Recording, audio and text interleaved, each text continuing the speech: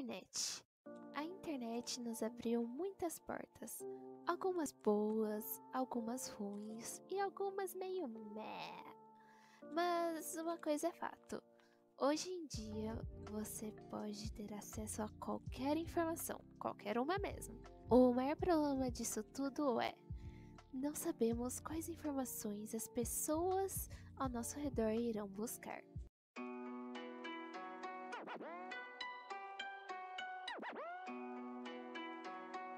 Olá, meus tenebrosos, tudo bem com vocês? Hoje eu decidi contar um caso meio polêmico. Eu achei interessante trazer porque tem várias visões que você pode ter e eu queria trazer um pouco de reflexão para vocês também. Como vocês agiriam nesse caso? Tudo começa quando Caitlyn Megan Vale, eu não sei se pronunciei correto, se estiver errado por favor me desculpem, mas eu vou deixar o nome aí na tela. Ela começou a desconfiar do tempo que o seu marido, Gilberto Vale, passava na internet, o que nos tempos de hoje não é tão estranho assim, afinal a gente tem vários casos de traições online, né? Ela então instala o Spyware, não sei pronunciar, que é um software espião, e descobre algumas coisas que fariam a traição, que ela desconfiava, parecer uma formiga em comparação a um elefante. O dito cujo tinha em seu computador imagens de tortura e abuso sexual, além de algumas buscas macabras, como receitas culinárias de como cozinhar carne humana e também como sequestrar mulheres. Coisa super saudável nos dias de hoje, não é mesmo? Quem não tem isso no seu histórico de pesquisas, não é, meus queridos? Ele fazia postagens também bem detalhadas sobre os seus desejos profanos em alguns fóruns da internet, provavelmente da Dark Web, né? E conversava com outros homens de como sequestrar, matar e comer mulheres que ele conhecia. Isso incluía até mesmo a sua própria esposa. Meu Deus, o cara é louco. Véi, se eu ficasse com um cara desse dormindo na minha cama, eu vou dormir com uma faca do lado, na moral. Pelo menos ela foi esperta, né? Pelo menos isso, né? Que normalmente nos filmes de terror a pessoa descobre algo macabro da pessoa e fala assim: ah, deve ser invenção minha. Pode ser que seja apenas uma outra pessoa assistindo a máquina. Mas não, ela foi esperta. Amém, né? Vamos glorificar de pé, irmãos. Pelo menos ela pegou e fugiu de casa depois que leu essas atrocidades. E foi pra casa dos pais dela e entregou também o acesso ao laptop e de outro computador que eles tinham ao FBI. As conversas de Gilberto continham assombrosos detalhes de como cometer crimes e tudo era planejado nos mínimos detalhes.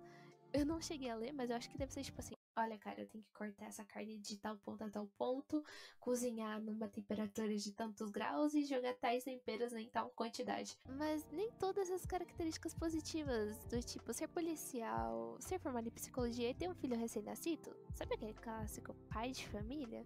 Então, livraram ele das acusações. Ele foi acusado de tramar na internet para sequestrar, matar e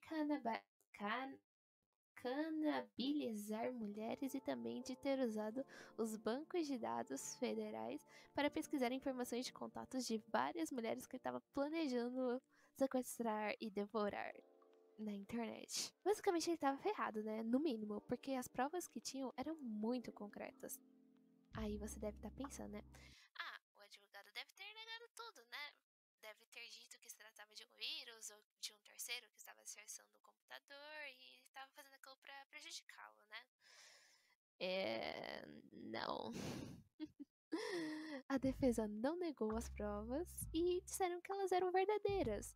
Além disso, concordou que eram chocantes e horríveis, como se tivesse saído de um filme de terror, que muito provavelmente deveria ter sido de Hannibal, né? No entanto, assinou a advogada de Vale, Julia L.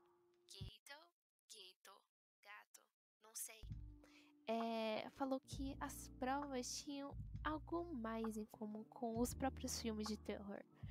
Eram pura ficção, são fantasias aterrorizantes. Além disso, a própria advogada afirmou que aquele caso testaria os limites da liberdade de pensar, de dizer, a liberdade de escrever e até mesmo os pensamentos mais sombrios de nossa mente. O que na prática é verdade, pois não foi encontrado nenhum registro provando que alguma mulher tenha sido agredida por Vale. Eram apenas planejamento. Esse caso é estudado até hoje nas faculdades de direito dos Estados Unidos, pois levantou questões muito delicadas sobre as fronteiras psicológicas e jurídicas entre o normal e o perigoso.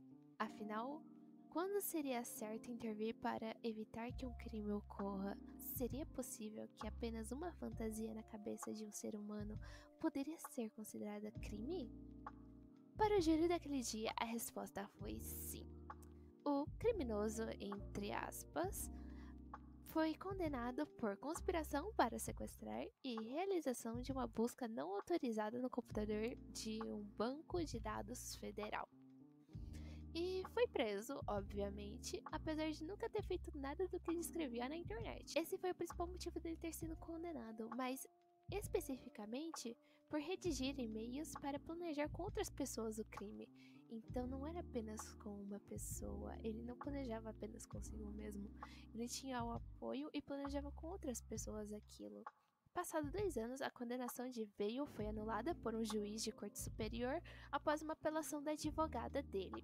Eu vou trazer também algumas declarações de juiz que inocentou ele, beleza? Abre aspas. Fantasias sexuais depravadas e misóginas com sua esposa, ex-colegas de faculdade e conhecidos certamente refletiam uma mente doentia, mas não é motivo suficiente para uma condenação. Nenhum júri razoável poderia ter concluído que Vale realmente pretendia sequestrar uma mulher naquela data. Não, imagina, ele só tava pegando detalhes de como cozinhar uma carne humana pra ele ter no livro de receitas pra passar pros filhos, obviamente. Ele apenas tinha pensamentos pouco convencionais, disse a advogada dele, saindo do tribunal naquele dia de julho de 2014. Nós somos polícia do pensamento, o governo não deve entrar em nossas cabeças. O que de certa forma faz sentido, porque se a gente fosse capaz de ler a mente de todas as pessoas, a gente provavelmente ficaria bem assustado com os pensamentos que elas têm, né? Em 2016, após 2 anos de sua absolvição, o Vale publicou um livro em coautoria que se chama Injustiça, a história não contada do policial canibal. Ele também publicou 4 outros romances depois disso, que ele agora vende o que ele antes escrevia secretamente. Tá, Dango, mas qual sua opinião sobre o assunto? Bom, pra mim é algo bem delicado, mas eu trarei apenas a minha opinião nesse caso e não fatos jurídicos, tá bom? Ao meu ver, é bem complicado você condenar alguém por pensar, pois não sabemos quais são as chances dessa pessoa realmente cometer um crime. O que poderia ser feito neste caso é o acompanhamento dessa pessoa, tanto no dia a dia dela, quanto em consultas psicológicas frequentes para tentar analisar o que passa na cabeça daquela pessoa. Claro, a gente nunca vai saber o que passa realmente na cabeça dela, mas talvez ter uma ideia do que ela planeja fazer, o que ela não vai fazer, sabe?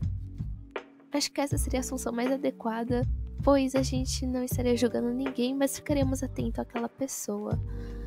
Mas também outra questão, cara, ele planejou com tantos detalhes que será mesmo? Será que ele não tinha nenhuma pontinha de vontade de fazer aquilo? Porque a própria reportagem que eu li diz que ele se sentia excitado com a ideia. Eu não sei, é algo bem polêmico. E o que vocês acham? Vocês acham que ele deveria ter continuado preso ou que ele deveria ser inocente? Me conte nos comentários, eu tô realmente bem curiosa pra saber a opinião de vocês. É isso, eu espero que tenham gostado. Um beijo, um brigadeiro e até mais, pessoal!